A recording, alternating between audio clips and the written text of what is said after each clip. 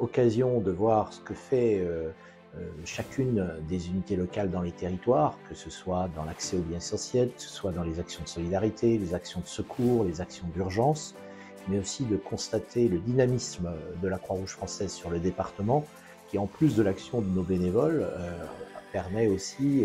d'avoir des établissements qui font de l'hospitalisation à domicile, des services infirmiers à domicile, et qui ont aussi la présence d'une maison d'éducation à caractère social pour des enfants. Et je crois que c'est un département dynamique dans la ruralité, dans la ville et sur l'ensemble du territoire que je viens saluer. Il y a évidemment la question de la prévention, la question de l'éducation, la question de la protection et la question du lien social. Et je pense qu'ici, dans la Nièvre, par l'action de nos unités locales, à la fois on travaille sur la proximité auprès des populations,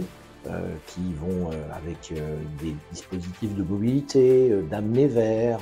d'aller chercher les personnes à leur domicile pour les amener chez le médecin, qui permet aussi à des populations de trouver des vêtements à des prix défiant toute concurrence pour aussi, je dirais, permettre de tenir compte du coût de la vie, voire aussi de l'alimentaire qui est apporté auprès des populations. Donc toutes ces activités sociales sont complétées par une deuxième dynamique qui est l'urgence, le secours et l'éducation au risque, et notamment l'initiation aux gestes qui sauvent, qui sont un des marqueurs forts de la Croix-Rouge auprès des populations.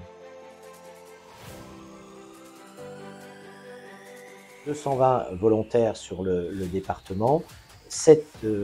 unités locales qui couvrent le territoire, qui couvrent l'intégralité du territoire, et 2 grands établissements, un sur l'hospitalisation à domicile et l'autre sur la filière petite enfance, protection de l'enfance, pardon, excusez-moi, protection de l'enfance. C'est pour un département comme la Nièvre une belle présence de la Croix-Rouge